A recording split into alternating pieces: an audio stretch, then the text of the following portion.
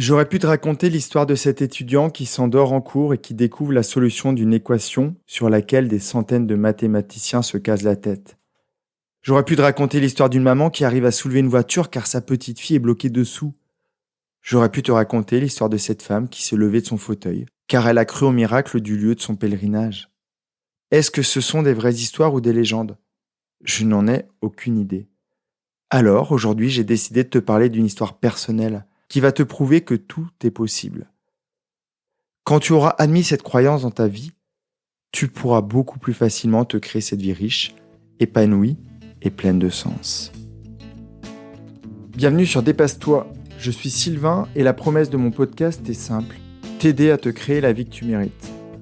Quand je ne suis pas devant le micro, j'accompagne les personnes sensibles à se transformer. Et au fil des épisodes, je vais te partager les prises de conscience qu'elles ont eues et qui leur ont permis de s'épanouir. Tu vas comprendre entre autres comment mieux te connaître, avoir de belles relations, apaiser ton mental et trouver ta place, celle où tu te sentiras aimé et reconnu à ta juste valeur.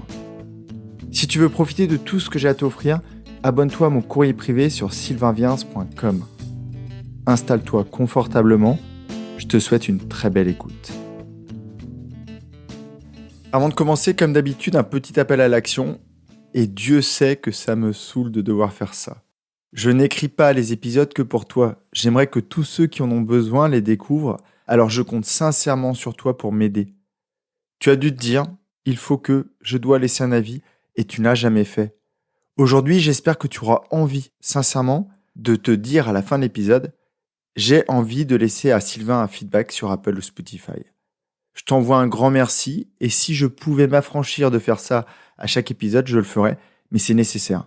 On a besoin de temps en temps d'avoir des rappels pour enfin passer à l'action. Donc un grand merci à toi. Je reviens à cette croyance qui aide beaucoup. Tout est possible. Avant de te laisser imaginer cette journée de juillet 2017, je dois te rappeler les faits. En janvier 2017, la même année, 6 mois avant, je viens de quitter un boulot sans sens, où je passais mes journées à me répéter « Je n'ai pas ma place ici et j'y mourrai un peu plus tous les jours ». Cette rumination incessante et toutes mes projections négatives m'ont cramé le cerveau. Mais pas que. J'ai le corps d'un papy en fin de vie.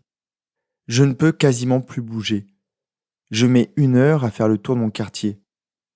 Je passe mes journées à penser problème et quand je switch sur les solutions, je pense à la plus simple, qui n'est même pas envisageable. À cette époque, je commence à peine à me reconnecter à mon corps et je n'arrive toujours pas à calmer mon cerveau. C'est aussi à cette époque-là que je refuse que l'on me colle les vertèbres du dos. Solution inacceptable pour moi qui rêve de danser et de sauter à nouveau.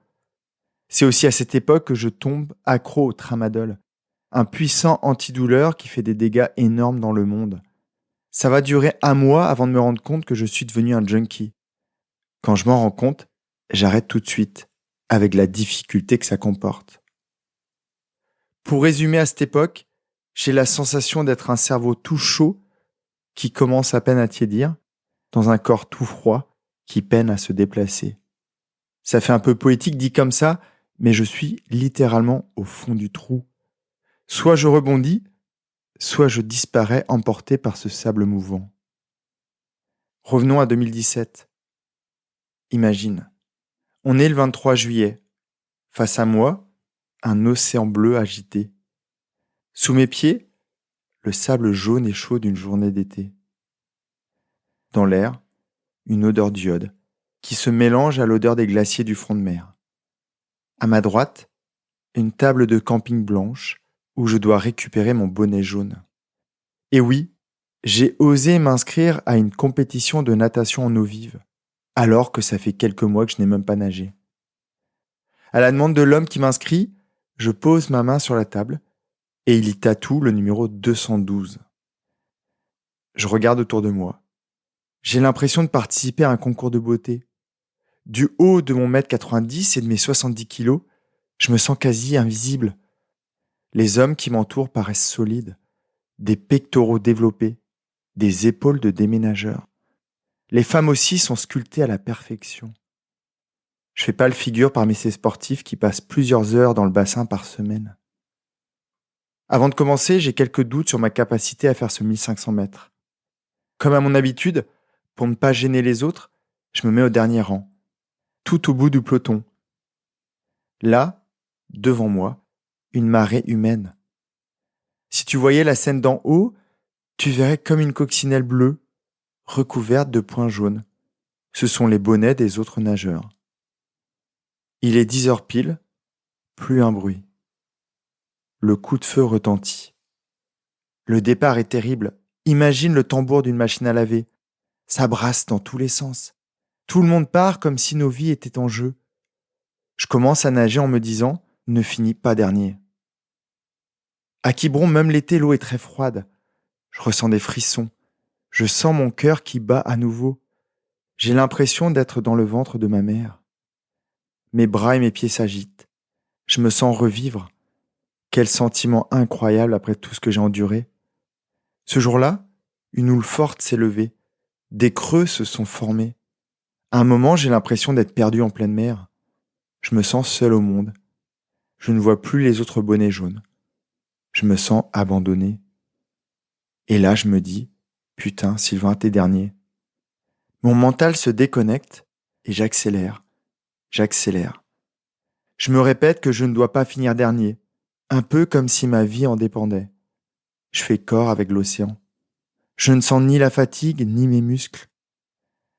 Je reprends conscience plusieurs minutes plus tard. Je suis devant la bouée d'arrivée. Je jette un coup d'œil derrière moi. Mes yeux s'ouvrent en grand. Je vois plein de points jaunes. Je lève les yeux vers le chrono. Il indique un temps qu'il m'était impossible physiquement de réaliser. On ne peut pas faire ça après avoir été paralysé 6 mois avant et n'avoir quasiment pas nagé, sauf si une partie de moi a oublié que c'était impossible. Je sors du ring bleu un peu KO, comme si je m'étais pris un uppercut que je n'avais pas vu arriver. Je ne comprends pas bien ce qui vient de se passer. Je ressens de la fierté et du bonheur de ce que je viens d'accomplir. Je retrouve ma petite fille qui me saute dessus. Je vois de la fierté dans ses yeux. Ça y est, je suis de retour, sans trop comprendre comment. Pourquoi je te partage cette histoire ? On est en septembre 2023 et je viens de revivre la course dans mon rêve. J'ai compris enfin ce qui s'est passé. J'ai réussi ce quasi-exploit en déconnectant mon mental, mon pire ami. J'ai cru que j'étais dernier et c'était impossible pour moi de finir dernier. J'ai touché le fond et puis j'ai remonté à la surface. Le mental est un superbe outil pour résoudre tes problèmes et trouver des solutions, pour anticiper le futur et se créer des objectifs. Mais c'est aussi un terrible ennemi qui nous bloque en créant des doutes, des incertitudes et des peurs. Si tu veux retenir une chose de cet épisode, la prochaine fois qu'un challenge s'offre à toi, oublie que tu ne t'en crois pas capable. Dis-toi que tout est possible. Dis-toi que tu vas réussir et laisse ton potentiel s'exprimer. Si tu as encore 2 minutes devant toi, demande-toi simplement, quelle est la chose que tu pensais encore impossible avant cet épisode ? Que peux-tu faire dans les prochaines semaines pour avancer vers cette chose ? Est-ce que tu as envie d'aller vivre au Canada car tu rêves de verdure de cabanes perdues dans les bois ? Ou est-ce d'aller vivre à Hawaï car tu rêves de surfer et d'explorer des fonds marins remplis de coraux ? Est-ce que tu as envie de trouver la personne de ta vie, une personne qui t'apportera sécurité, amour, écoute et soutien ? Est-ce d'apprendre à dessiner ? Est-ce de faire un tour de ta région en vélo pour aller à la rencontre de personnes inspirantes ? Tout ce que je viens de te lister est possible. Tu dois juste avoir envie d'y croire et déclencher une toute petite action. Et je te laisse avec cette question. Que ferais-tu dès demain si aujourd'hui tu acceptais la croyance que tout est possible dans ta vie ? Je t'envoie plein d'énergie et d'amour. Je te retrouve jeudi dans mon courrier. Si tu as aimé cet épisode, il plaira sûrement à un de tes proches, alors pense à le lui partager tout de suite. J'espère aussi qu'il te donnera envie de me laisser un avis 5 étoiles sur ta plateforme d'écoute. On se retrouve jeudi dans mon courrier pour faire encore un pas de plus vers la vie que tu mérites.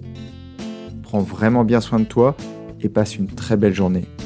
Bye bye.